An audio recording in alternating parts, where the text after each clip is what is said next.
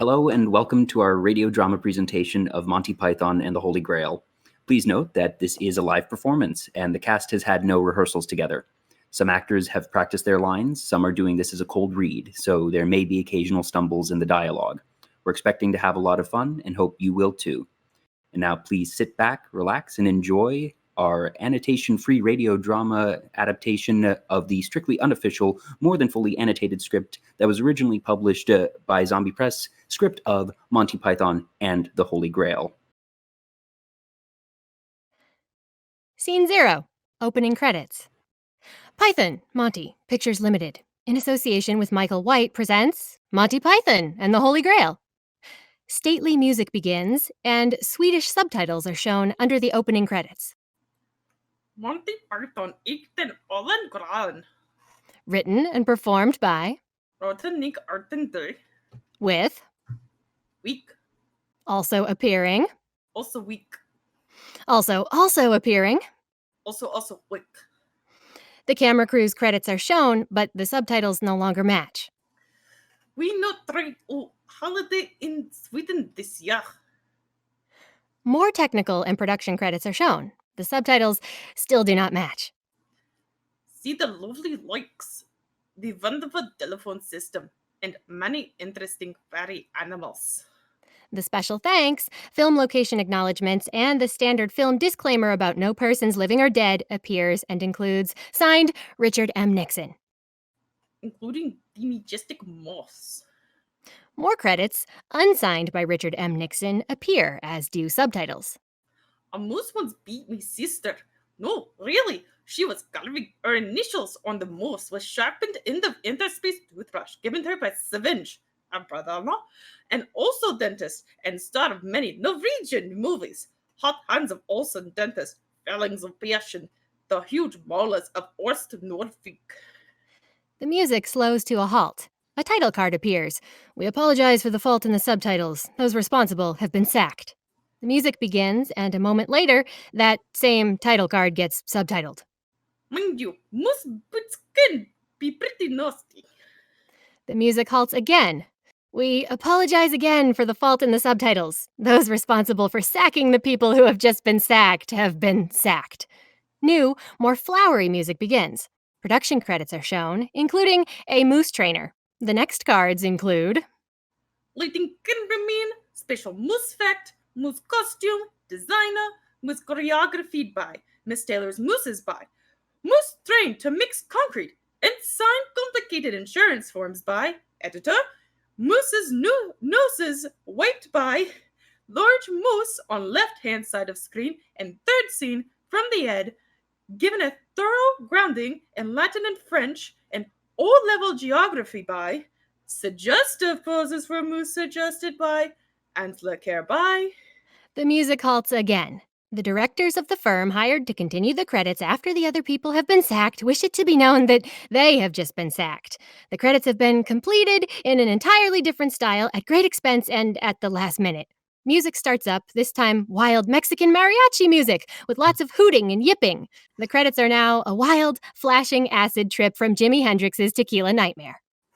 Executive producer, John Goldstein and Ralph the Wonder Llama. Producer, Mark Forstarter. Assisted by Earl J. Llama, Milt Q. Llama III, Cy Llama, Merle Z. Llama IX. Directed by 40 special trained llamas, Ecuadorian mountain llamas, 6 Venezuelan red llamas, 142 Mexican whooping llamas, 14 North Chilean guancanos, closely related to the llamas. Regular llama of Brixton, 76,000 battery llamas from Llama Fresh Farms Limited near Paraguay, and Terry Gillum and Terry Jones. The music ends with a joyful Olé! Scene 1 of Kings and Coconuts. England, 932 AD. The scene is a foggy landscape, cold and bleak, penetrated by the clip-clop of a horse's hooves. Enter Arthur, and faithful manservant and horse Patsy, a grubby little bastard carrying a huge pack and clapping together 2 halves of a coconut. Enter a castle. Whoa there! Patsy halts, with a final Clop, clop. Halt! Who goes there? It is I, Arthur, son of Uther Pendragon, from the castle of Camelot, king of the Britons, defeater of the Saxons, sovereign of all England. Pull the other one. I am, and this is my trusty servant Patsy. We have ridden the length and breadth of the land in search of knights who will join me in my court of Camelot. I must speak with your lord and master. What? Ridden on a horse? Yes. You're using coconuts. What? You've got 2 empty halves of coconut and you're banging them together. So, we've ridden since the snows of winter covered this land, through the kingdom of Mercia, through the... Where'd you get the coconut? We found them. Found them? In Mercia? The coconut's tropical. What do you mean? Well, this is a temperate zone. The swallow may fly south with the wind, or the house martin or the plumber may seek warmer climates in the winter, yet these are not strangers in our land. Are you suggesting coconuts migrate? Not at all. They could be carried. What? A swallow carrying a coconut? It could grip it by the husk. It's not a question of where it grips it. It's a simple question of ratios. A 5-ounce bird could not carry a 1-pound coconut. Well, it doesn't matter. Will you go and tell your master that Arthur from the court of Camelot is here? Listen, in order to maintain airspeed velocity, a swallow needs to beat its wings 43 times every second, right? Please! Am I right? I'm not interested! Enter guard number 2 atop the castle wall, and he addresses his coworker.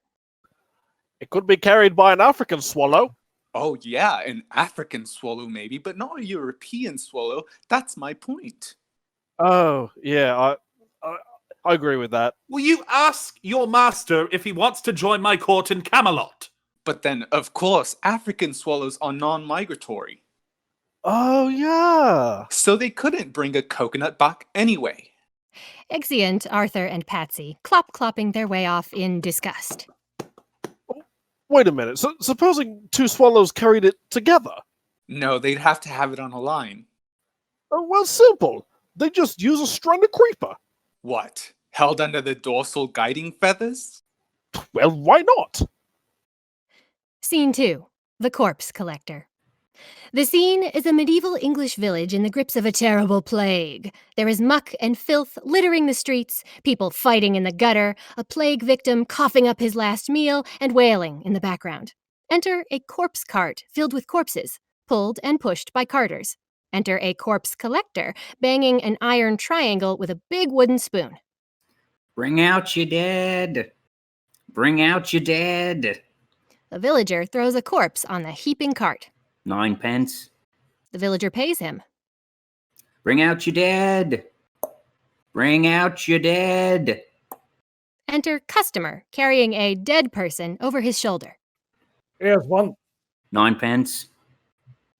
I'm not dead. What? Nothing. Here's your 9 pence. I'm not dead. Harry says he's not dead. Yes, he is. I'm not. He isn't. Well, he will be soon. He's very ill. I'm getting better. No, you're not. You'll be stone dead in a Well, I moment. can't take him like that. It's against regulations. I don't want to go in the cart. Don't be such a baby. I can't take him. I feel fine. Do us a favor. I can't. Well, can you hang around a couple of minutes? It won't be long. Nah, I gotta get on to the Robinses. They've lost 9 today. When's your next round? Thursday. I think I'll go for a walk.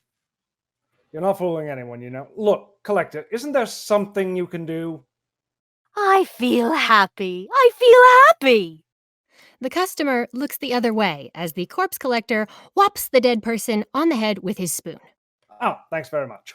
Not at all. See you on Thursday. Right. The customer dumps the dead person on top of the heaping cart. Enter Arthur and Patsy, clopping their way through the village. Who's that then? I don't know. Must be a king. Why? He ain't got shit all over him. Scene 3. Arthur and the anarcho-syndicalist serfs. My bad, I haven't seen this movie in so long. The scene is an idyllic English countryside. Grubby peasants scraping a meager living out the harsh rocky soil with their bare hands. A few serfs here and there carry what pathetic foodstuffs they have gathered up the road toward some castle or other. Enter Arthur and Patsy on the road toward the castle. Enter Dennis, presumably a serf, pulling an empty cart in the same direction. Old woman! Man, Man, sorry. What knight lives in that castle over there? I'm 37. What? I'm 37. I'm not old. Well, I can't just call you man. Well, you could say Dennis. Well, I didn't know you were called Dennis. Well, you didn't bother to find out, did you? I did say sorry about the old woman, but from the behind, you looked like... What I object to is you automatically treat me like an inferior. Well, I am your king. Oh, king, eh? Very nice. And how'd you get that, eh? By exploiting the workers, by hanging on to outdated imperialist dogma which perpetuates the economic and social differences in our society. If there's ever going to be any progress... Enter woman serf, scrambling up the slope to the road on her hands and knees. Dennis, there's some lovely felt down here. Oh, She notices Arthur. how do you do? How do you do, good lady? I am Arthur, king of the Britons. Whose of castle who? is that? The Britons. Who the Britons? Well, we all are. We're all Britons, and I am your king. I didn't know we had a king. I thought we were an autonomous collective. You fooling yourself. We are living in a dictatorship, a self-perpetuating autocracy in which the working classes... Oh, there you go. Bringing class into it again. That's what it's all about. If only people would... Please, good people. I am in haste. Who lives in that castle? No one lives there. Then who is your lord? We don't have a lord. What? I told you. We're an anarcho-syndic something commune. We take it into turns to act as a sort of executive officer for the week. Well, yes. But all the decisions of that officer have to be ratified at a special bi-weekly meeting. Yes, I see. By a simple majority in the case of purely internal affairs... Be quiet. But by a 2/3 majority in the case of a more major... Be quiet. I order you to be quiet. Order? Who does he think he is? I am your king. I didn't vote for you. You don't vote for kings. How you become king then? The Lady of the Lake, her arm clad in the purest shimmering samite, held aloft Excalibur from the bosom of the water, signifying by divine providence that I, Arthur, was to carry Excalibur. That is why I am your king. Listen, strange women lying in ponds distributing swords is no basis for a system of government. Supreme executive power derives from a mandate from the masses, not from some farcical aquatic ceremony. Be quiet. Well, you can't expect to wield supreme executive power just because some watery tart threw his sword at you. Shut up! I mean, if I went around saying I was an emperor just because some moistened bint had lobbed a scimitar at me, they'd put me away. The woman wanders away as Arthur picks up Dennis and starts shaking him vigorously. Shut up! Will you shut up? Ah, now we see the violence inherent in the system. Shut up! Oh, come and see the violence inherent in the system. Help! Help! I'm being repressed! Enter other serfs. Bloody peasant. Arthur stomps back toward Patsy.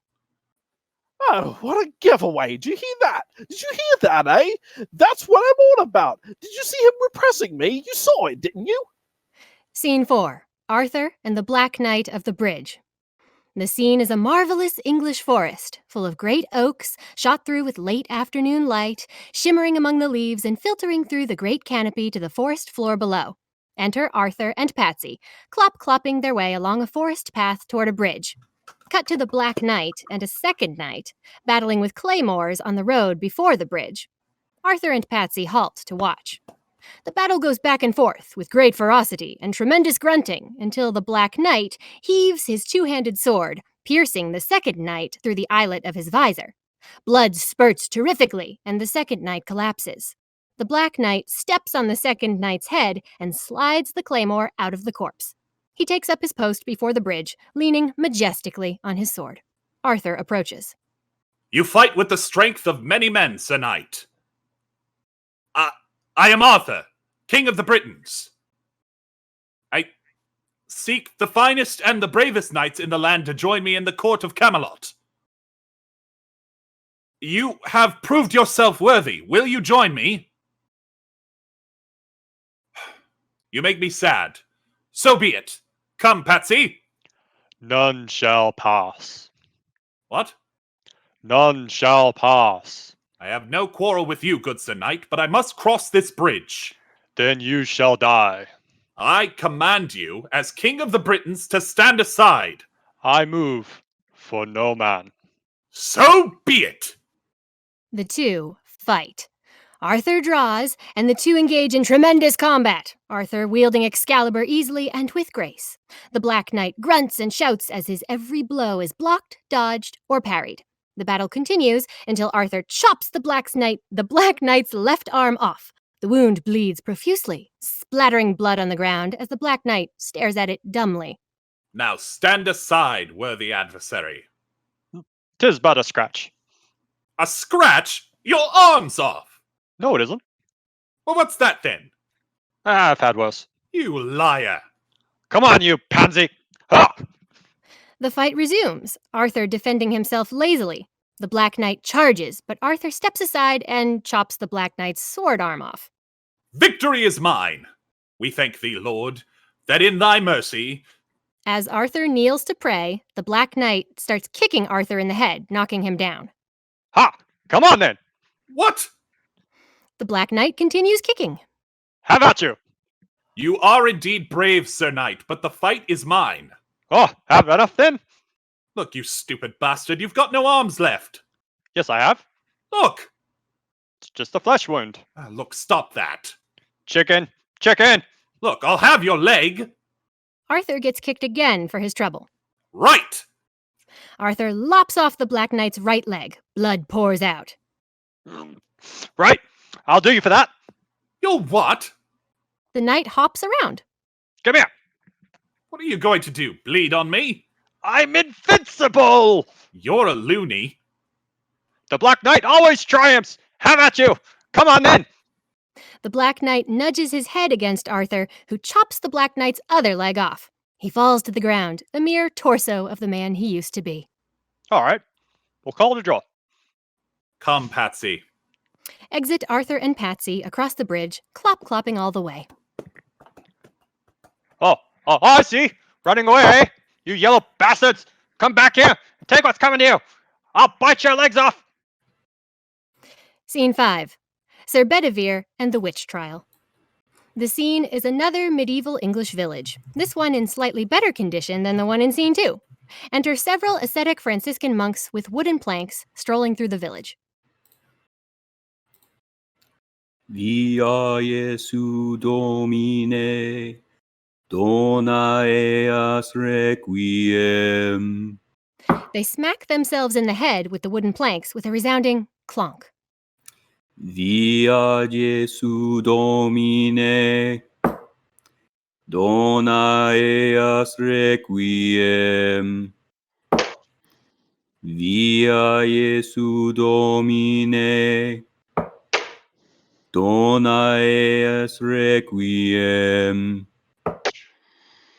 Enter a crowd armed with farm implements, shouting and dancing about, dragging a bound woman with a carrot tied to cover her nose and a funnel on her head to a platform. Enter Bedevere upon the platform, a dove in one hand and a coconut in the other, a string tied between them. He lets the dove go. A witch! A witch! We've got a witch! Burn her! We've found a witch! May we burn her? Burn her! Burn her! How do you know she's a witch? Oh, she looks like one. Yeah, she looks like one, yeah. Bring her forward. I'm not a witch. I'm not a witch. But you are dressed as one. They dress me up like this. No. This isn't my nose, it's a false one.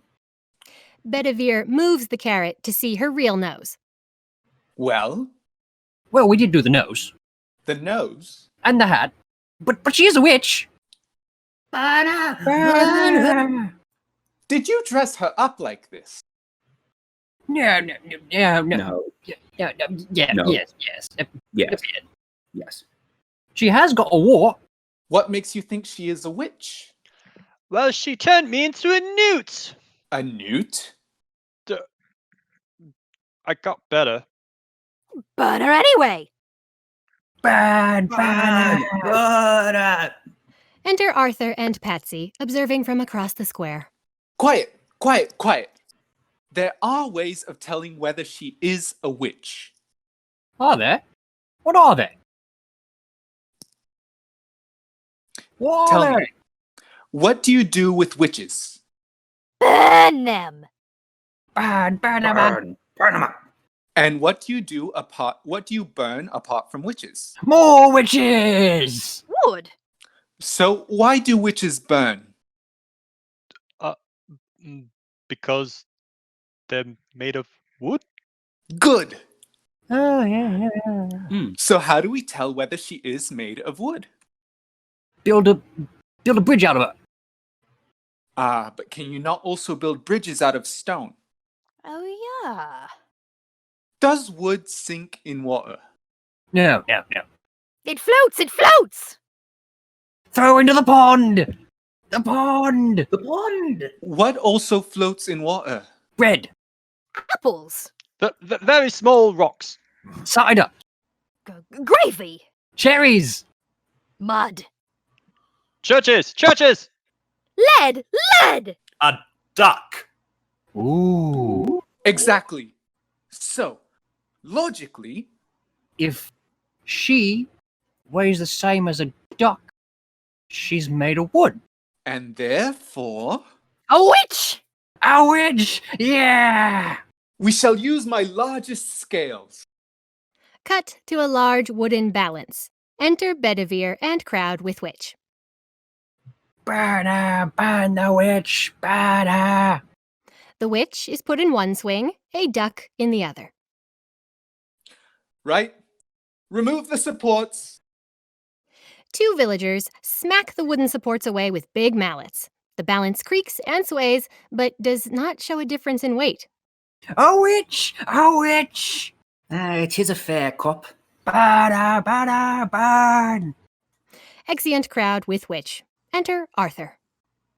Who are you who are so wise in the ways of science? I am Arthur, King of the Britons. My liege, Good Sir Knight, will you come with me to Camelot and join us at the round table? my liege, I would be honored. What is your name? Bedevere, my liege. Then I dub you Sir Bedevere, Knight of the Round Table. Scene 6. The List of Knights. If this were the film, this is where you'd see a large book with the title The Book of the Film, but this isn't a film, it's a radio drama. I have the book of the radio drama here with me, but I'll just be reading from it, not describing it, because I already have a lot to describe in the scenes. The wise Sir Bedevere was the first to join King Arthur's knights, but other illustrious names were soon to follow.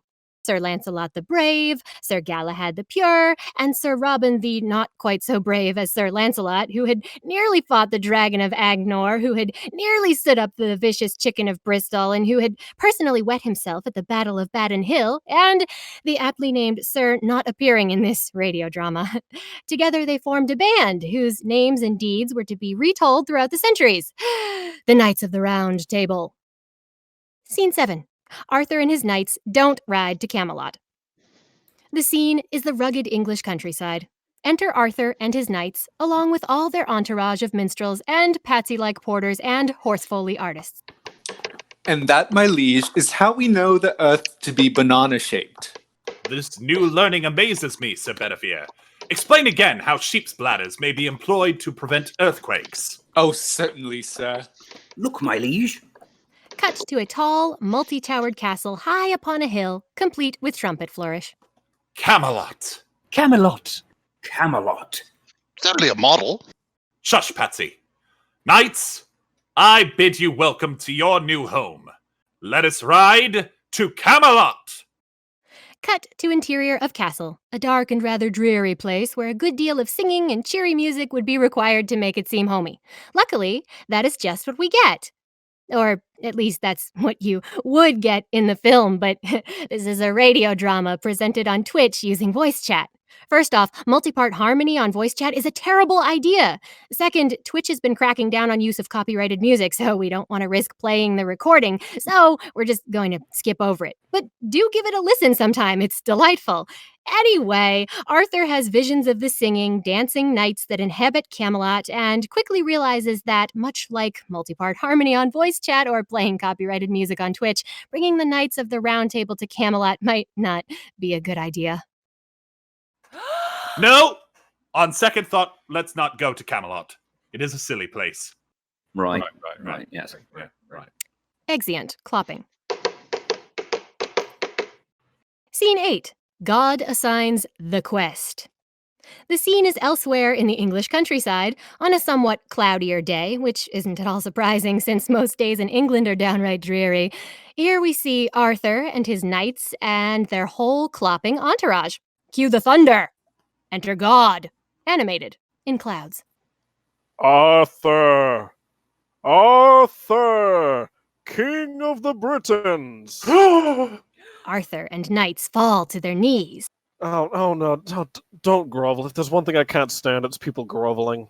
No, sorry. No, and don't apologize. Every time I try to talk to someone, it's sorry this and forgive me that and I'm not worthy. What are you doing now? I'm averting my eyes, O Lord. Oh, well, don't.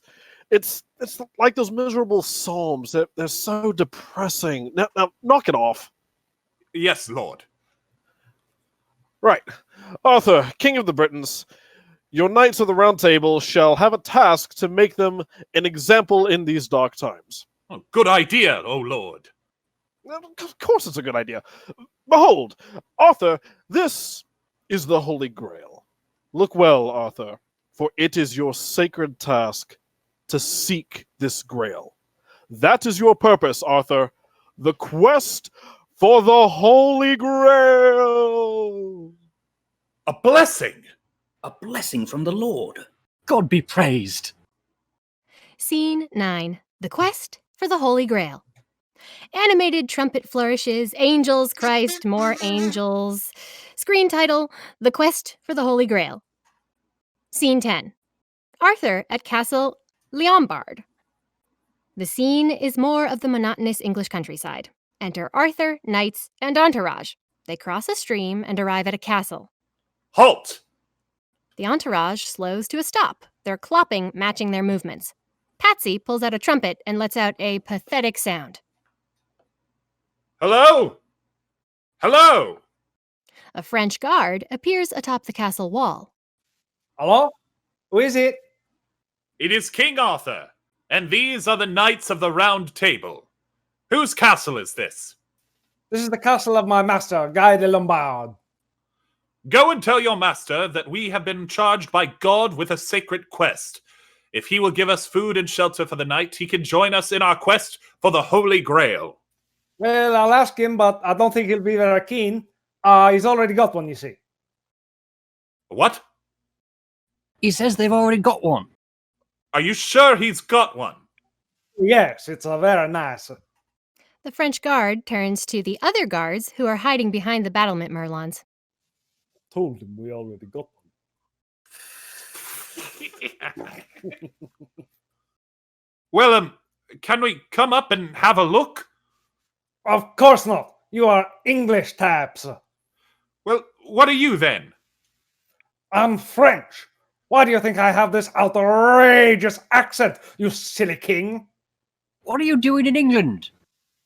Mind your own business. If you will not show us the Grail, we shall take your castle by force. You don't frighten us, English pig dogs. Go and boil your bottoms, sons of silly person, and blow my nose at you, so-called Arthur King, you and all your singly English kin-niggets. What a strange person. Now look here, my good I don't man. want to talk to you no more, you empty-headed animal food trough flapper. I fart in your general direction. Your mother was a hamster, and your father smelt of elderberries. Is there someone else up there we could talk to? No, now go away, or I shall taunt you a second time. Now this is your last chance. I've been more than reasonable. The guard turns to his compatriots. Fefres Levant. What? Fefres Levant. The other guards bring out a mooing cow. If you do not agree to my commands, then I shall... Suddenly, with a great twang, the cow is catapulted over the castle wall at the knights. Distressed mooing is heard. Jesus Christ! The cow lands with a thud upon Galahad's porter. Right! Charge! Charge! A great deal of livestock, mostly live chickens, is dispensed over the castle walls at the knights. Ah, this one is for your mother. This one's for your dad. The knights are quickly overwhelmed by the farmyard bombardment. Run away! Run away! The knights take refuge in a ditch. Fiends! Oh, I'll tear them apart. No. Sir, I have a plan, sir. Cut to French guard atop wall.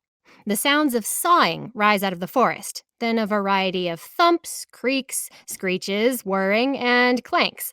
Finally, a wheeled vehicle comes rolling up to the castle while the guard stands dumbfounded, thumping himself on the helmet imbecilically. The vehicle is a giant wooden rabbit with a red ribbon and sign that reads, "For our French friends" in French. A guard opens the castle gate and peeks out, then slips back in. Lapine le bois. Quoi? Un cadeau, a present.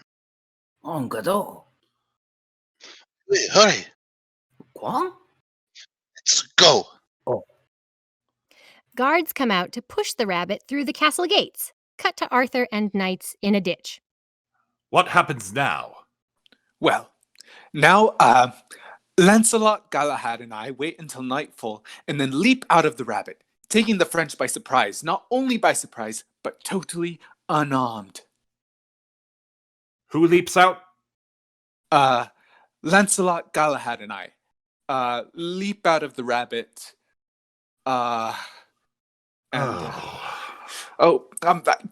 Look, if we build this large wooden badger. Arthur whacks him on the back of the helm. Suddenly, with at least as great a twang as the cow made, the giant wooden rabbit is catapulted out of the castle at our heroes. Run away! Run away! Run away! Run away! Run away! The rabbit comes crashing down on a terrified porter, weighed down as he was with a huge pack and numerous provisions. Sacre bleu. Scene 11. The famous historian. The scene is an English wood where a famous historian stands waiting for his cue. Defeat at the castle seems to have utterly disheartened King Arthur. The ferocity of the French taunting took him completely by surprise, and Arthur became convinced that a new strategy was required if the quest for the Holy Grail were to be brought to a successful conclusion. Arthur, having consulted his closest knights, decided that they should separate and search for the Grail individually. Now this is what they did. Just then, there is the sound of hoofbeats. Curiously enough, these are probably real hoofbeats because they sound a lot different from the clapping of coconut halves and because we immediately see Lancelot mounted upon a charger in full gallop. Ha! Lancelot slashes the famous historian a bloody gash across the throat. His wife immediately rushes to the side of her fallen husband. Frank! Scene 12. Sir Robin and the Three-Headed Giant. The Tale of Sir Robin. The scene is more of the English countryside, though more of a wilderness this time, with small trees arranged in rows, rather orchard-like really. So each of the knights went their separate ways. Sir Robin rode north through the dark forest of Ewing, accompanied by his favorite minstrels. The scene is... Wait, I already said that. Enter Robin, minstrel playing a lute, and entourage playing other medieval instruments. Bravely bold Sir Robin brought from Camelot. He was not afraid to die, oh brave Sir Robin. He was not at all afraid to be killed in nasty ways. Brave, brave, brave, brave Sir Robin. They pass by a signpost that reads, in triplicate, Camelot 43, presumably meaning miles or leagues or something in the direction the sign is pointing. Certain death 1 mile, let's assume it's miles, in this direction. He was not in the least bit scared to be mashed into a pulp, or to have his eyes cut out and his elbows broken, to have his kneecap split and his body burned away, and his limbs all hacked and mangled, brave Sir Robin. They pass a signpost that reads, also in triplicate, Beware! His head smashed in and his heart cut out and his liver removed and his bowels unplugged and his nostrils ripped out and his bottom burned off and his... That's enough music for now, lads. Look, there's dirty work afoot. They pass a third signpost that reads, once again in triplicate, Dead people only. Enter Dennis and woman from earlier, just passing through, carrying baskets full of mud. Anarcho-syndicalism is a way of preserving freedom. Oh, Dennis, forget about freedom. Don't drop the mud. Robin and party pass by a tree with 3 knights pinned to it, skewered by a giant lance. A 3-headed giant, presumably the owner of the giant lance, is standing nearby. Halt! Who art thou? thou?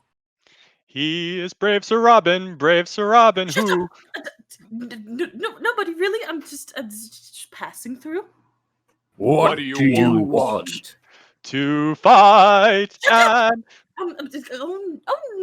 Nothing really. I'm just passing through, good Sir Knight. I'm afraid not. Well, actually, I'm a Knight of the Round Table. You're a knight of the round table? I am.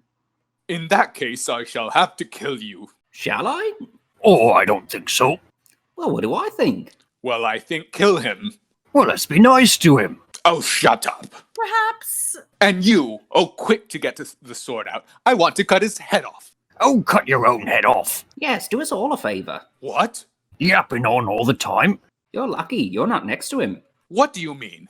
You snore. Oh, I don't. Anyway, you've got bad breath. Well, it's only because you don't brush my teeth. Oh, stop bitching and let's go have tea. All right. We'll kill him first and then have tea and biscuits. Yes. Oh, not biscuits. All right, not biscuits, but let's kill him anyway. Right. Meanwhile, Robin has exited unnoticed. He buggered off. So he has, he's scampered. Cut to Robin and party, scampering. Brave Sir Robin ran away. No, Bravely ran away. I didn't. When danger reared its ugly head, he bravely turned his tail and fled. No, Yes, brave Sir Robin turned about, I didn't. and gallantly he chickened out. I never did. He beat a very brave retreat, Oh, lie. bravest of the brave Sir Robin. Never. Exeunt scampering. Scene 13. The expedited introduction of the tale of Sir Galahad. And now, the tale of Sir Galahad. Scene 14. Galahad at Castle Anthrax. The scene is a rainy English countryside at night, a much more accurate portrayal of the country than we have heretofore seen in the film. In the distance, wolves can be heard howling. Enter Galahad, wet and weary. Cut to a tall, dark castle with a single lit window high in the wall, accompanied by angelic singing, suspended over which is the unmistakable form of the Holy Grail. Galahad looks over his shoulder, a wolf howls, and the Grail is gone. Galahad scrambles up the slope and makes his way toward the castle. He pounds on the door incessantly. Open the door! Open the door! In the name of King Arthur, open the door! The door squeaks open. Galahad throws himself inside. The door closes behind him. Enter Zoot and numerous beautiful girls, accompanied by harp music. Hello. Hello. Welcome, gentle Sir Knight. Welcome to the Castle Anthrax. The Castle Anthrax? Yes, it's not a very good name, is it? Oh, but we are nice, and we will attend to your every need. You are the keepers of the Holy Grail? The what? The Grail. Is it here? Oh, but you are tired, and you must rest a while. Midget, Crapper! Enter Midget and Crapper, two fawning lovelies. Yes, so Zoot? Prepare a bed for our guest. Oh, thank you, thank you, thank you. Away, Varletus. Oh, geez, that's a word. The beds here are warm and soft and very, very big. Well, look, What is your name, handsome knight? Sir Galahad, the Chaste. Mine is Zoot, just Zoot. Oh, but come. Look, please, in God's name, show me the Grail. Oh, you have suffered much. You're delirious. Look, I have seen it. It is here in the... Sir Galahad, you would not be so ungallant as to refuse our hospitality? Well, Oh, I am afraid our life must seem very dull and quiet compared to yours. We are but 80 young blondes and brunettes, all between 18 and 21 and a half, cut off in this castle with no one to protect us. Oh, it is a lonely life, bathing, dressing, undressing, making exciting underwear. We are just not used to handsome knights and Athena trying to break down the closet door. Galahad tries to leave, but she pulls him in, seating him on the big bed. Nay, nay, come, you may lie here. Oh, but you are wounded. No, it's nothing. Oh, but you must see the doctors immediately. Galahad tries to rise, but she stops him. No, please lie down. Zoot claps twice. Enter Piglet and Winston, two other young ladies. Well, what seems to be the trouble? They're doctors. They have a basic medical training, yes. But... Oh, come. You must try to rest. Dr. Piglet, Dr. Winston, practice your art. Zoot exits as Piglet kneels on the bed and undoes Galahad's belt. Try to relax. Are you sure that's absolutely necessary? We must examine you. Winston gingerly raises his surcoat to have a look at his thigh wound. Galahad promptly pushes his surcoat back down. There's nothing wrong with that. Please, we are doctors. Galahad sits up and begins gathering his sword and shield. Look, this cannot be. I am sworn to chastity. Back to your bed at once. Torment me no longer. I have seen the Grail. There's no Grail here. I have seen it. I have seen it. Galahad exits the room and stumbles into the Castle Anthrax's boudoir, where numerous young ladies stand around in slips with lutes and harps and brushes and orangutans and breakfast cereals and... Oh, wait, that's later. Ooh. Oh. Hello. Hello. Hello. Galahad tiptoes around looking for an exit, thinks he finds one, and runs headlong, so to speak, into... Zoot! No, I am Zoot's identical twin sister, Dingo. Oh, well, excuse me. Where are you going? I seek the Grail. I have seen it here in this castle. No, oh no, bad Zoot. What is it? Oh, wicked, bad, naughty Zoot. She has been setting a light to our beacon, which, I just remembered, is Grail-shaped. It's not the first time we've had this problem. It's not the real Grail. Oh, wicked, bad, naughty, evil Zoot. Oh, she's a naughty person. She must pay the penalty. Do you think the scene should have been cut? We were so worried when the boys were writing it, but now we're glad. It's better than some of the previous scenes, I think.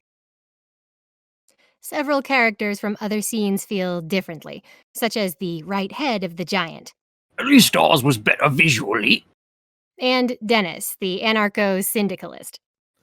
At least ours was committed. It wasn't just a string of innuendos. And wait a minute, you're not introduced until the next scene. Get on with it! And you're not supposed to be here for some time. Get on with it! Get on with it! Oh, I'm enjoying this scene. The voice of God says, get on with it! Oh, wicked Zoot. She must pay the penalty. And here in Castle Anthrax, we have but one punishment for setting alight the Grail-shaped beacon. You must tie her down on a bed and spank her. Spanking! You must spank her well, and after you have spanked her, you may deal with her as you like, and then spank me. And spank me. And me. And me. Yes, yes, you must give us all a good spanking. A spanking, a spanking. And after the spanking, Wait, are we even allowed to say this line on Twitch? Not sure. Probably not. Probably not. no. Well, I. Enter Lancelot and other knights, just as Galahad is being tugged away by Dingo. Well, I could stay a bit longer. Sir Galahad. Oh, hello. Lancelot gets between Galahad and Dingo, separating them. Quick. What? Quick. Why? You're in great peril. No, I'm not. Silence, foul temptress. Now, look, it's not important. Quick, come on. We'll cover your escape. Look, I'm fine. Come on. Now, look, I can tackle this lot single-handed. Yes, let him tackle us single-handed. Yes, tackle us single-handed. Tackle us No, single-handed. no. Sir Galahad, come. No, really, honestly, I can go back and handle this lot easily. Oh yes, let him handle us easily. Yes, yes. No. Yeah. No. Please, I can defeat them. There's only 150 of them. Lancelot pushes Galahad out the door. The other knights follow close behind. Yes, yes, he'll beat us easily. We haven't a chance to... Oh, shit. Outside, in the rain, Lancelot is still rushing Galahad off against his will. We were in the nick of time. You're in great peril. I don't think I was. Yes, you were. You're in terrible peril. Look, let me go back in there and face the peril. No, it's too perilous. Look, I do feel as a knight I should sample as much peril as I can. No, we've got to find the Holy Grail. Come on. Oh, let me have just a little bit of peril. No, it's unhealthy. Scene 15. Segue to Arthur and Bedevere. Now, while I have not been describing the imagery of the book of the RaDEEo drama, I would like to point out that the current page in the book refers to the next scene as scene 24, despite the fact that this is clearly not scene 24 in our RaDEEo drama, and that even in the original film's script, it was not scene 24 at this time. We aren't sure why they chose 24 to be the number that they misnumbered the scene with, but here we are. Anyway, they were still no nearer the Grail. Meanwhile, King Arthur and Sir Bedevere, not more than a swallow's flight away, had discovered something. Oh, that's an unladen swallow's flight, obviously. I mean, they were more than 2 laden swallow's flights away. 4, really, if they had a coconut on a line between them. I mean, if the birds were walling... Get on with it! Oh, anyway, on to scene 24, which is a smashing scene with some lovely acting in which Arthur discovers a vital clue in which there aren't any swallows, but I think you can hear a starling. Oh, okay, fine. Scene 16, Arthur, Bedevere, and the old man. The scene is a ramshackle dry stone hut with a little plume of smoke rising out of it. Nearby stands Patsy and another porter. Cut to the interior, where a deformed old man sits cackling by a crackling fire among a bird cage, loose roofing, and other junk. Arthur and Bedevere sit with him. And this enchanter of whom you speak, he has seen the Grail. Where does he live? Old man, where does he live? He knows of a cave which no man has entered. And the Grail is there. Very much danger, for beyond the cave lies the gorge of eternal peril, which no man has ever crossed. But the Grail, where is the Grail? Seek you the bridge of death. The bridge of death which leads to the Grail? Suddenly, the shack is gone, and Arthur and Bedevere sit before a pile of smoldering leaves in the open wilderness, bewildered. They stand. Scene 17. Arthur and the Knights of Ni. Take 1. A foggy wood. Enter Arthur and Bedevere and their porters, the slop-slop of their coconuts echoing eerily off the trees. Snap goes a twig, and Arthur spins to glimpse a tall, horned figure in the foggy shadows. Snap! There's another. He glances all about nervously. There are several figures dashing around. They've got us surrounded. Oh God! No! Sorry, I got a little carried away. Anywho, enter the head knight of Knee, a huge, antler-helmed man of grave countenance. Nee! Nee. Who are you? We are the knights who say nee! Nee. No! Not the knights who say knee! The same! Who are they? We are the keepers of the sacred words nee, peng, and nee-wom. Nee. Those who hear them seldom live to tell the tale. The knights who say nee demand a sacrifice. Knights of Knee, we are but simple travelers who seek the Enchanter who lives beyond these woods. Nee. Ah! Oh! Oh! We shall say nee again if you do not appease us. Well, what is it you want? We want a shrubbery. A what? Nee! Oh! Nee! Ah! Oh. Please, no more.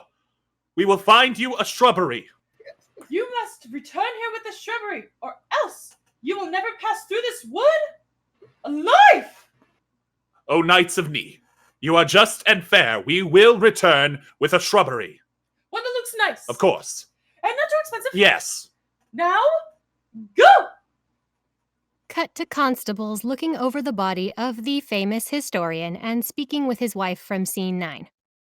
Scene 18. The expedited introduction of the tale of Sir Lancelot. The tale of Sir Lancelot.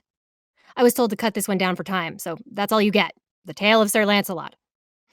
Scene 19. Prince Herbert yearns for a certain someone. The scene is a large, rather run-down English castle with several squat towers and one somewhat tall one. Inside the tall tower, standing before the window, are Father and Herbert. One day, lad, all this will be yours. What, the curtains? No, not the curtains, lad. All that you can see, stretched out over the hills and valleys of this land. This'll be your kingdom, lad. But, Mother... Father, lad, father. But, Father, I don't want any of that. Listen, lad, I've built this kingdom up from nothing. When I started here, all there was swamp. All the kings said I was daft to build a castle in the swamp, but I built it all the same just to show 'em. It sank into the swamp, so I built a second one. That sank into the swamp, so I built a third one. That burned down, fell over, then sank into the swamp. But the fourth stayed up. And that's what you're gonna get, lad. The strongest castle in these lands. But I don't want any of that. I'd rather... Rather what? I'd rather just... sing. You're not going to sing while I'm here. Now listen, lad. In 20 minutes, you're getting married to a girl whose father owns the biggest tracts of open land in Britain. But I don't want land. Listen, Alice. Herbert. Herbert, we live in a bloody swamp. We need all the land we can get. But I don't like her. Don't like her? What's wrong with her? She's beautiful, she's rich, she's got huge tracts of land. I know, but I want the girl that I'm married to have a certain special something. Look, you're marrying Princess Lucky, so you better get used to the idea. Guards, make sure the prince doesn't leave this room until I come and get him. Not to leave the room, even if you come and get him. No, until I come and get him. Until you come and get him, we're not to enter the room. No. You stay in the room and make sure he doesn't leave. And you'll come and get him. Right. We don't need to do anything apart from just stop him from entering the room. No, leaving the room. Leaving the room, yes. All right. Right. What is it? Look, it's quite simple. You just stay here and make sure he doesn't leave the room, all right? Oh, I remember. Can he leave the room with us? No. You just keep him here and make sure that he doesn't... Yeah, obviously. We'll keep him in there here, obviously. But if he had to leave and we were with him... No, just keep him in here. Until you or anyone else... Not anyone else, just me. Just you. Get back. Get back. Right? Right. We'll stay here until you come back. And make sure he doesn't leave. What? Make sure he doesn't leave. What, the prince? Yes, make sure he doesn't leave. Oh, yeah, of course. I thought you meant the other guard. You know, it seemed a bit daft me having the guard in when he's a guard. Is that clear? Oh, yeah, quite clear. No problem. Right. Father starts to leave. The guards follow immediately. Where are you going? Look here. No. I want you to stay here and make sure he doesn't leave. Oh, I see. Right. But, Father, Shut your noise, you, and get that suit on. And no singing! Father exits as Herbert coyly writes a note and attaches it to an arrow. The intensely stupid room guard smiles benignly. Herbert takes the bow and, plunk, shoots the arrow out the window. Room guard smiles benignly again. Scene 20. Sir Lancelot receives an urgent cry of distress. The scene is outside Swamp Castle, where Lancelot is passing by, leaping from stone to cross a stream, and giving his porter, Concorde, praise for correctly foleying his imaginary horse's hoofbeats.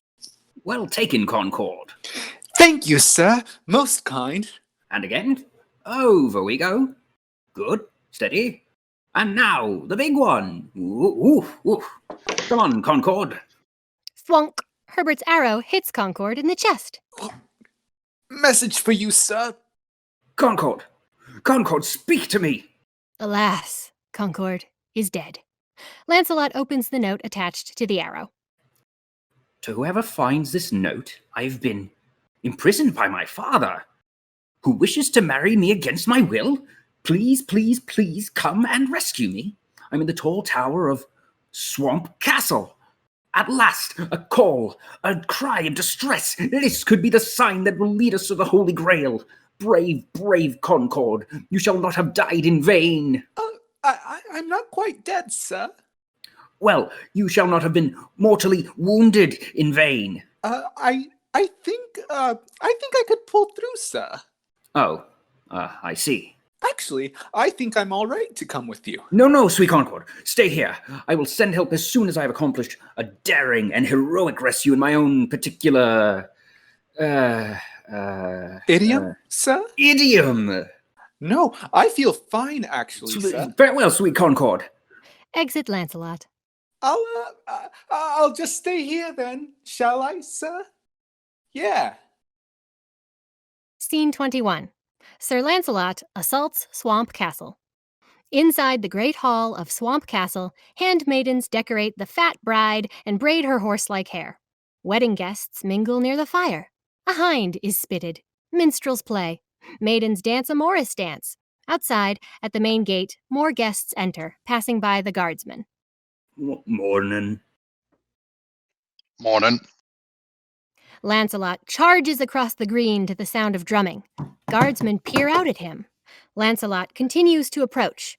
However, he is not closer than he was a moment ago. Guardsmen continue to peer out at him curiously. This goes on a total of 5 times. Suddenly, Aha! He stabs one guardsman and enters the castle. Hey! Lancelot lays waste to the entire wedding party, whacking servants, stabbing maidens, chopping the minstrel's pavilion support down, kicking guests, and doing in guardsmen, even chopping at flowers on the wall of the stairway, laughing maniacally all the way, until at last he bursts through the door of the top chamber in the tall tower. Now, you're not allowed to enter the room. Lancelot stabs him and kneels before Herbert. O fair one, behold your humble servant, Sir Lancelot of Camelot. I have come to take... I'm terribly sorry. You got my note. I got a note. You've come to rescue me. No. You see... I knew that someone would. I knew that somewhere out there must be someone. Enter Father. Stop that! Stop it! Who are you? I'm your son. No, not you. I'm Sir Lancelot, sir. He's come to rescue me, Father. Well, let's not jump to conclusions. Did you kill all those guards? Yes. Sorry. They cost £50 each. Well, I'm awfully sorry. I really can't explain everything. Don't be afraid of him, Sir Lancelot. I've got a rope already. Herbert begins tying it around the bedpost. You killed 8 wedding guests in all. Well, you see, the thing is, I thought your son was a lady. I can understand that. Hurry, Sir Lancelot, hurry! Shut up. You've only killed the bride's father, that's all. Well, I really didn't mean to. Didn't mean to. You put a sword right through his head. Oh dear. Is he all right? You even kicked the bride in the chest. This is going to cost me a fortune. Herbert crawls out the window and hangs just over the edge, holding onto the rope. Well, I can explain. I was in the forest, riding north from Camelot when I got this note, you see. And then... Camelot? Are you, from, Camelot? Hurry, Sir Lancelot. I am a knight of King Arthur, sir. Pretty nice castle, Camelot. Pretty good pig country. Yes. Hurry, I'm ready. Would you like to come and have a drink? Well, that's awfully nice of you. I am ready. I mean, to be so understanding. Father cuts Herbert's escape rope. Exit Herbert, stage down. Ooh. Well, I'm afraid that while I'm in this idiom, sometimes I get a bit sort of carried away. Oh, don't worry about that. Exeunt Lancelot and Father. Scene 22. Lancelot 8, Swamp Castle 0. In the great hall of Swamp Castle, again, the maidens wail as their guests tend to their wounds. Baskets of fruit and platters of meat lie scattered all about. Well, this is the main hall. We're going to have all this knocked through and made into one big sort of living room. There he is. The guests rush Lancelot on the stairs. Oh, bloody hell. Ha! Lancelot launches into his idiom and begins cutting down guests again. Father grabs him by the arm and pulls him back. Hold it, please. Oh, sorry. See what I mean? I get just carried away. I really must. Sorry, everyone. He's killed the best man. Hold it, please, hold it. This is Sir Lancelot from the court of Camelot, a very brave and influential knight, and my special guest here today. Hello. He killed my auntie. Please, this is supposed to be a happy occasion. Let's not bicker and argue about who killed who. We are here today to witness the union of 2 young people in the joyful bond of holy wedlock. Unfortunately, one of them, my son Herbert, has just fallen to his death. But I think I've not lost a son today, so much as gained a daughter. For since the tragic death of her father... He's not quite dead. Since the near-fatal wounding of her father... He's getting better. Father nods to a guardsman. For since her own father, when he seemed about to recover, suddenly felt the icy hand of death upon him... And the guardsman stabs the bride's father. Oh, he's died. And I want his only daughter to look upon me as her own dad, in a very real and legally binding sense. And I feel that the merger, the union between the princess and the brave but dangerous Sir Lancelot of Camelot... What?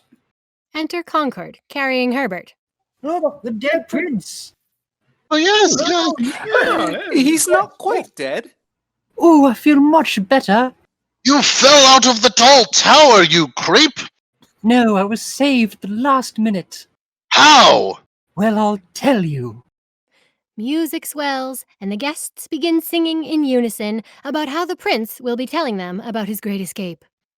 Like that, not like that. Stop it! Stop! Shut up! Quickly, sir, this way. No, it's not right for my idiom. I must escape more.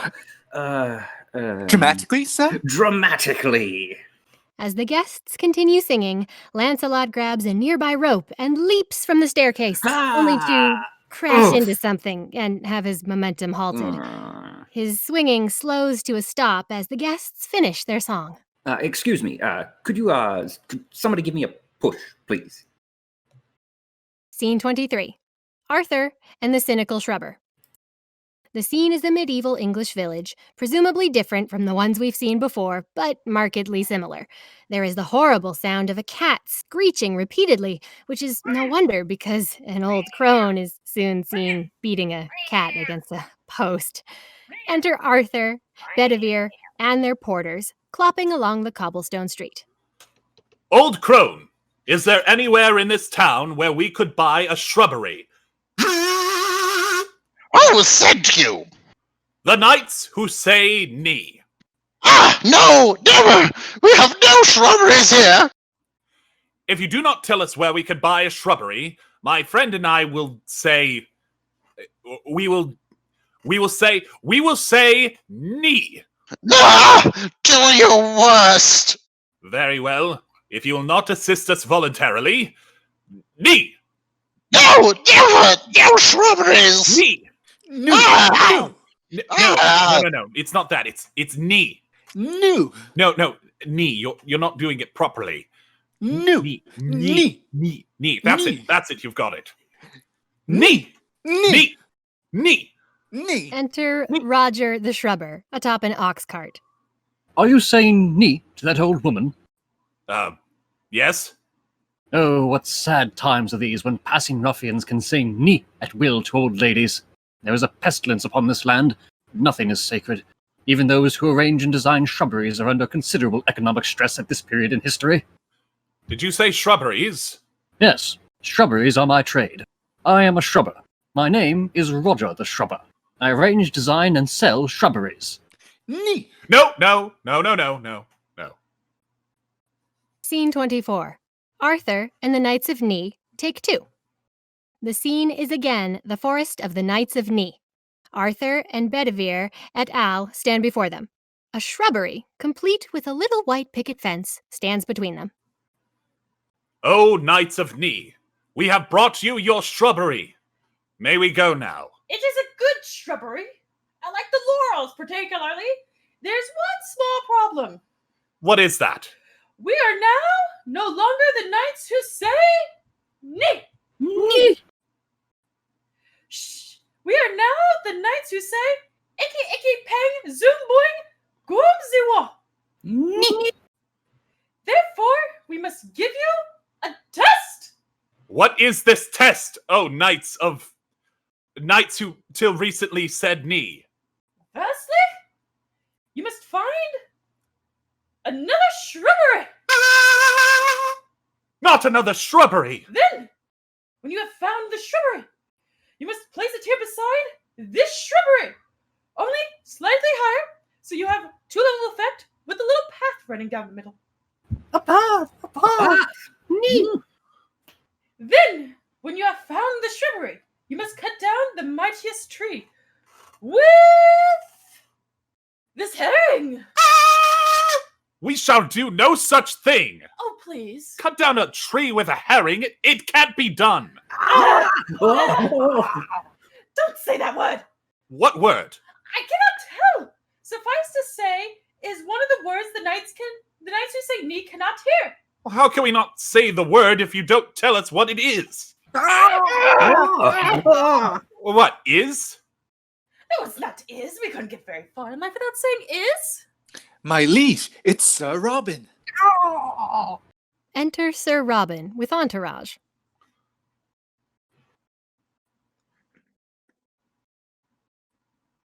Packing it in and packing it up and pissing about. Yes, he's bravely throwing in the sponge.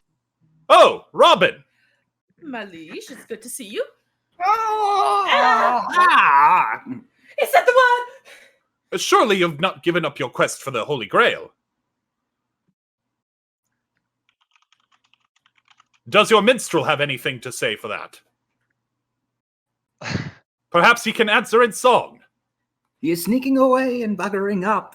Just shut up. No, far from it. He said the word again. I was looking for it. Here in the forest.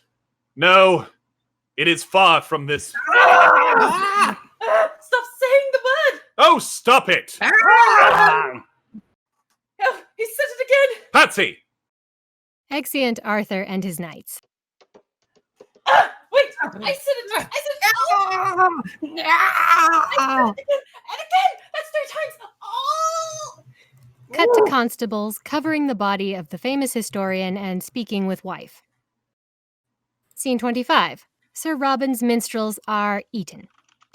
And so Arthur and Bedevere and Sir Robin set out on their search to find the Enchanter of whom the old man had spoken in scene 24. Beyond the forest, they met Lancelot and Galahad, and there was much rejoicing. Yay! In the frozen land of Nador, they were forced to eat Robin's minstrels, and there was much rejoicing. Yay. Their lines are done. A year passed. Winter changed into spring. Spring changed into summer. Summer changed back into winter.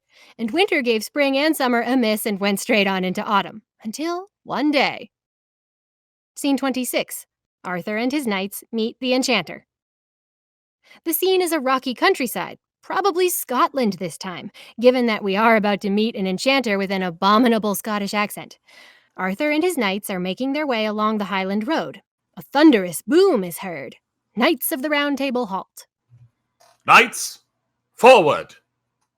Cut to Tim atop an outcropping, throwing pyrotechnic spells at various rocky crags. The knights halt. Suddenly, Tim summons a ball of fire on the very spot he is standing. But he is gone. Just as suddenly, Tim reappears in a cloud of smoke just a few feet away from Arthur. He continues to toss a couple more fiery spells. What manner of man are you that can summon up fire without flint or tinder? I am an enchanter. By what name are you known? There's some who call me Tim. Greetings, Tim the Enchanter. Greetings, King Arthur. You know my name. I do. You seek the Holy Grail. That is our quest. You know much that is hidden, O Tim. Quite. Shoots a rocket from his staff at a tree, which explodes. The knights applaud politely. Yes, we're looking for the Grail. Our quest is to find the Holy Grail. It is. Yep. Yep. Right? Yeah. Right. And so we're looking for it. Yes. Yep. Yes. We are. We have been for some time. Ages. So anything you could do to help would be very helpful. Look, can you tell us where? Tim throws a fireball in front of him. He stumbles back, holding his leg. Fine. I don't want to waste any more of your time, but I don't suppose you could tell us where we might find a what? A Grail? Yes, I think so. Yeah. Yes. Yep. Yes. Oh. Oh, thank you. All right. Thank Thank you. you. Yeah, Thank you very much. Very good. Yeah, Wonderful. Tim shoots fire from his fingers at the rocky slope. Look, you're a busy man. Yes.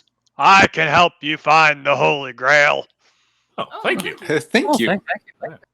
To the north lies a cave, the cave of Garbonong, wherein, carved in mystic runes upon the very living rock, the last words of Elfin Bedware of Regan make plain the last resting place of the most holy Grail. Where can we find this cave, O Tim?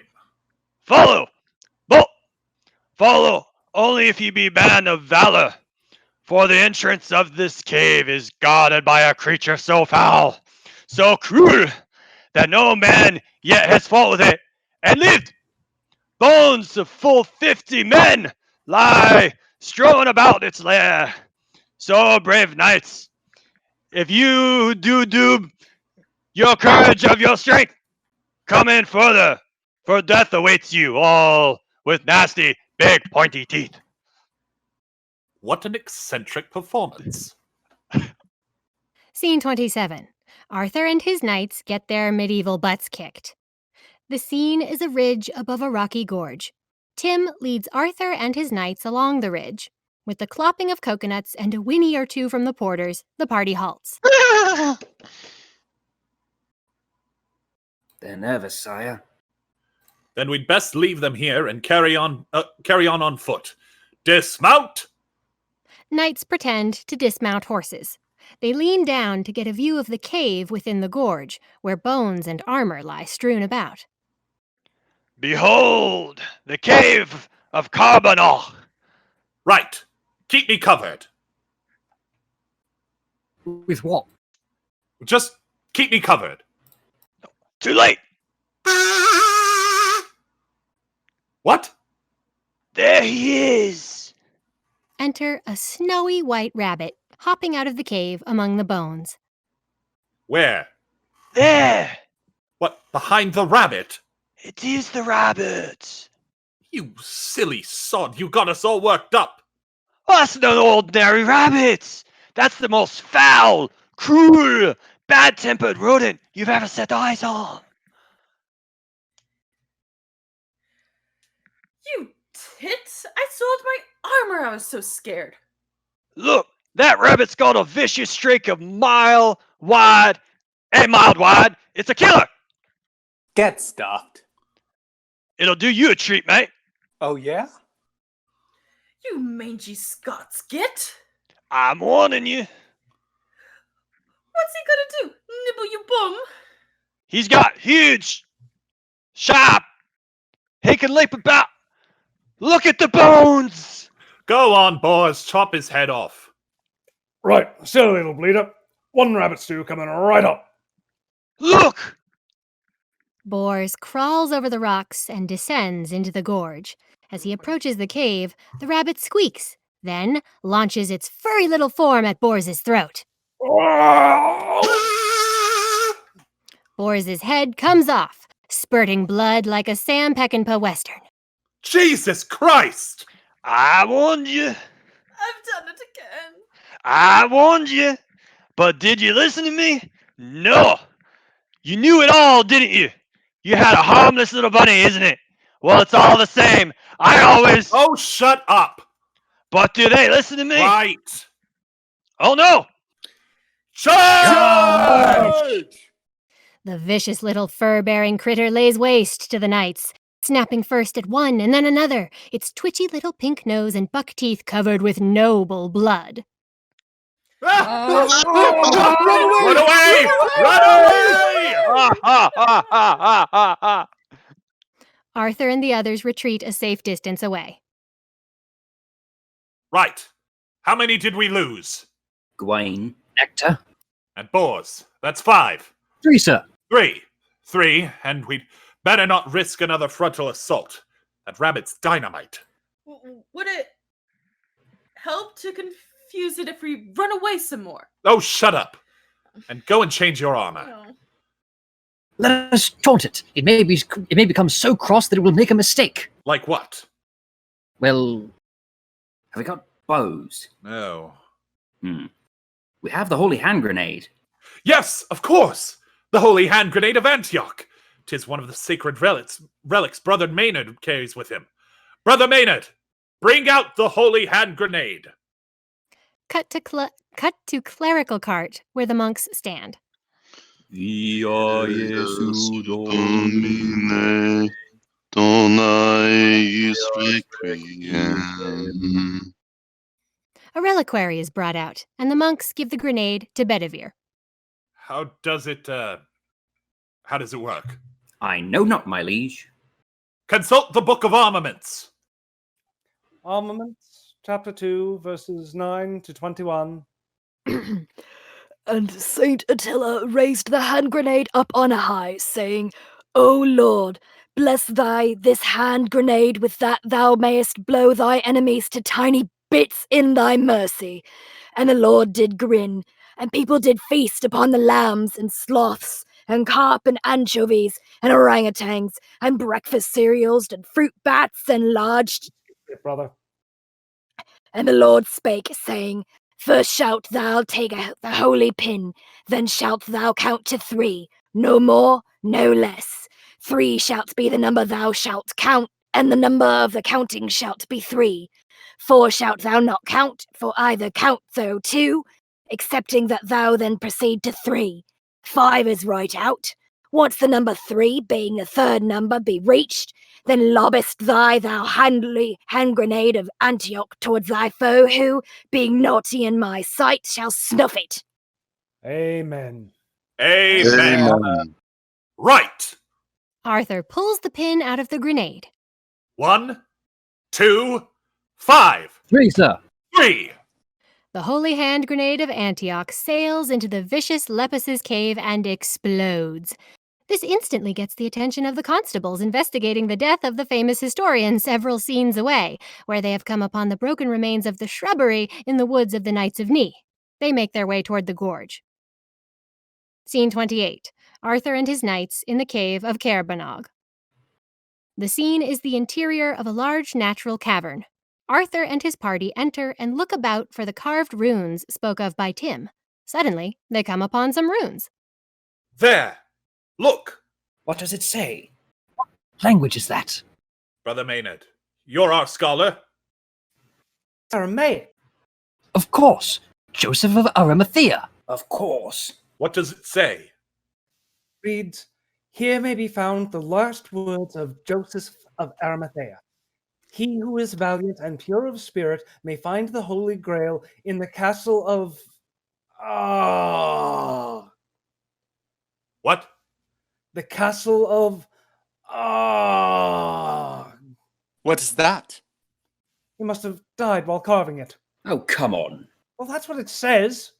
Look, if he was dying, he wouldn't bother to carve, he'd just say it. That's what's carved into the rock. Perhaps he was dictating. Oh, shut up. Well, does it say anything else? No, just...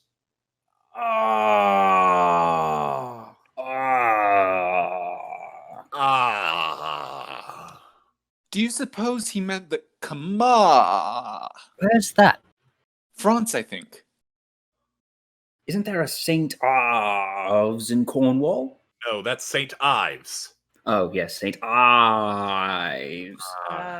Oh. No. At the back of the throat.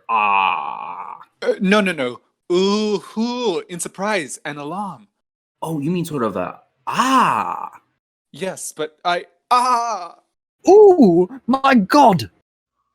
Enter the animated girth of the legendary black beast of roaring menacingly. It's the legendary black beast of...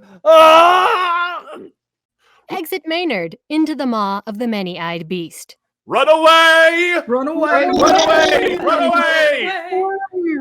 The black beast roars. The animated knights run to and fro in the darkness, but you can see them. The black beast chases them. Run away! Go on, keep running! Oh, wait. Hold on. Oh, I think we've lost him. They go into a dark tunnel. The black beast roars. As the horrendous black beast lunged forward, escape for Arthur and his knights seemed hopeless, when suddenly the animator suffered a fatal heart attack. The cartoon peril was no more. The quest for the Holy Grail could continue. Cut to the cave entrance. The constables arrive at the vacated cave area and look over the dead bodies of 50 men strewn about. Scene 29. Arthur and his knights at the Gorge of Eternal Peril. The scene is the rim of the Gorge of Eternal Peril, where smoke and lava sounds rise out of the depths of the gorge. Arthur, Robin, Bedevere, Galahad, and Lancelot skirt the rim, shuffling toward the rickety rope and plank bridge. There it is, the Bridge of Death. Oh, great. Look, there's the old man from scene 24. What is he doing here? He is the keeper of the Bridge of Death. He asks each traveler 5 questions. 3 questions. 3 questions. He who answers the 5 questions. 3 questions. 3 questions may cross in safety. What if you get a question wrong? Then you are cast into the Gorge of Eternal Peril. Oh, I won't go. Who's going to answer the questions? Sir Robin. Yes? Brave Sir Robin, you go. Hey, I've got a great idea. Why doesn't Lancelot go? Yes, let me go, my liege. I shall take him single-handed. I shall make a feint to northeast. No, hang on. Just answer the 5 questions. 3 questions. 3 questions as best you can, and we shall watch and pray. I understand, my liege. Good luck, brave Sir Lancelot. God be with you.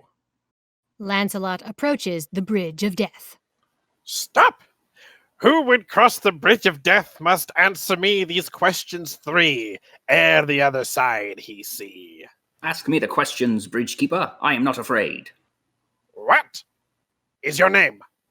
My name is Sir Lancelot of Camelot. What is your quest? To seek the Holy Grail. What is your favorite color? Blue. All right, off you go. Oh, thank you. Thank you very much. That's easy. Robin strides forward confidently. The others follow. Stop! Who approaches the bridge of death must answer me these questions 3, ere the other side he see. Ask me the questions, Bridgekeeper. I'm not afraid. What is your name? Sir Robert of Camelot. What is your quest? To seek the Holy Grail. What is the capital of Assyria? I don't know that. Ah! Robin is catapulted off the path and into the gorge of eternal peril. Galahad steps forward. Stop! What is your name? Sir Galahad of Camelot. What is your quest? I seek the Grail. What is your favorite color? Blue. No, yellow. Ah!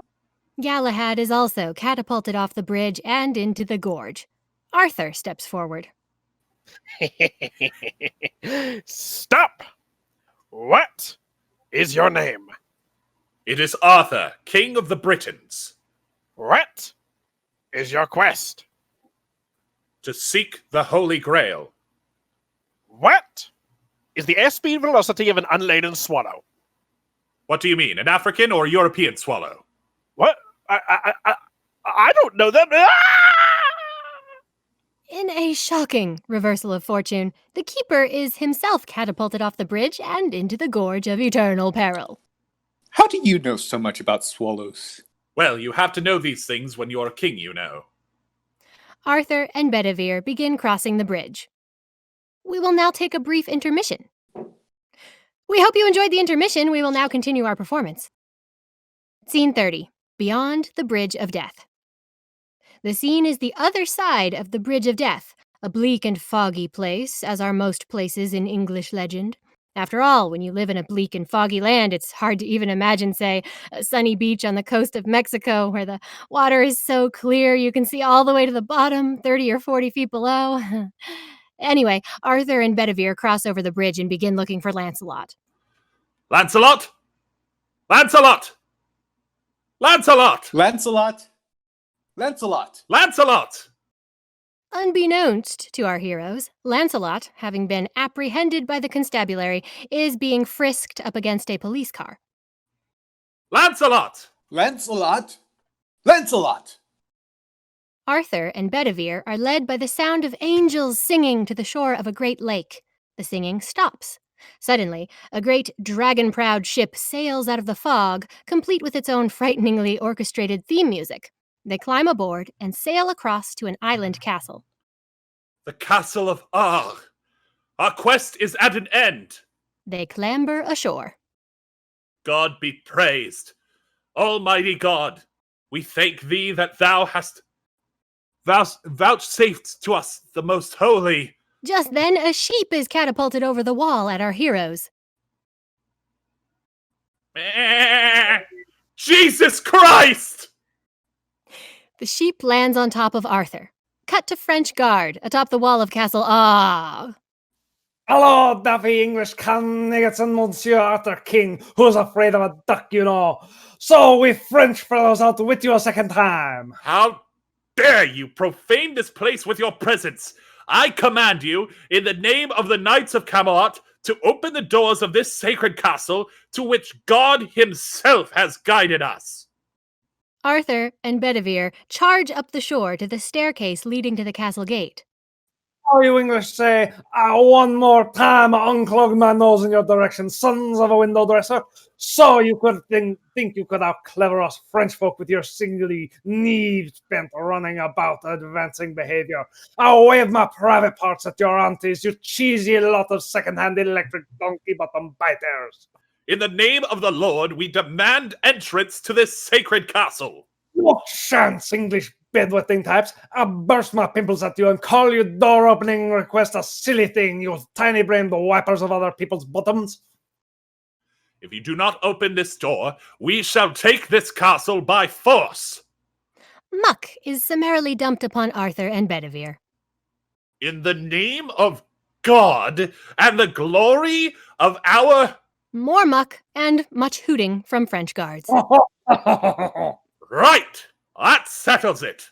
Arthur and Bedevere descend stairs, withstanding numerous meats, breads, and vegetables dropped on them from above. Yes, you've had a lot of it this time, and don't come back for more or we fire arrows at the top of your heads and make castanets out of your testicles already. Ha ha! Walk away. Just ignore them. Remain here, illegitimate-faced bugger folk, and if you think you got a nasty something this time, you ain't heard of nothing yet. Deftly in the English caniggets. Arthur and Bedevere somehow cross the lake to the shore from whence they came. We shall attack at once. Yes, my liege. Stand by for attack! Hundreds of soldiers appear on the horizon. Infantry assemble. Siege engines are set. Knights don their helms. Pikes are sharpened. Lines are formed. Drums roll. French persons! Today the blood of many a valiant knight shall be avenged. In the name of God, we shall not stop our fight till each one of you lies dead, and the Holy Grail returns to those whom God has chosen. Charge! They charge. Enter the police in cars and paddy wagons, sirens blaring. The famous historian's wife gets out of one of the cars. Yes, they're the ones, I'm sure. Come on, everybody out. Come on, back. Oi, that's an offensive weapon, that is. No, stop that. Confusion reigns as Arthur and his knights are taken into custody. Oh. Here is the end of the whole book of King Arthur and his noble knights of the Round Table, and their quest for the Holy Grail. And here is the end of the strictly unauthorized, annotation-free radio drama adaptation of the strictly unauthorized, more than fully annotated script of the film.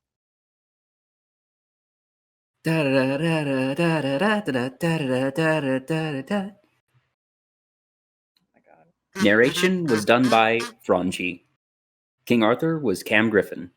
Sir Lancelot, the Corpse Collector, the Middle Giant Head, the Witch, and guest number 1 was Joel Guttman. Sir Galahad, Prince Herbert, the Right Giant Head, Roger the Shrubberer, and Villager 1 was Hayes Converse.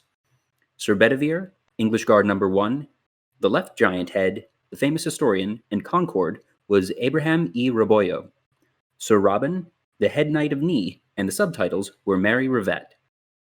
Father/King of the Swamp Castle, the Old Crone, and Patsy were Sean Robert. Zoot, Dingo, the second brother, Villager number 2, Dead Person, and the famous historian's wife were Kailey Reyes. The French Guard, the Room Guard, Brother Maynard, the Customer, and guest number 2 were Peter English. The Old Man in the Hut, the Keeper of the Bridge, Dennis, the Voice of God, and English Guard number 2 and Piglet were Taylor Starnes. Tim the Enchanter, Robin's Minstrel, the Black Knight, the Female Serf, and Villager number 3 were Cory Blauser. Please remember to like, share, and subscribe, and follow us across social media for updates. Thanks for watching!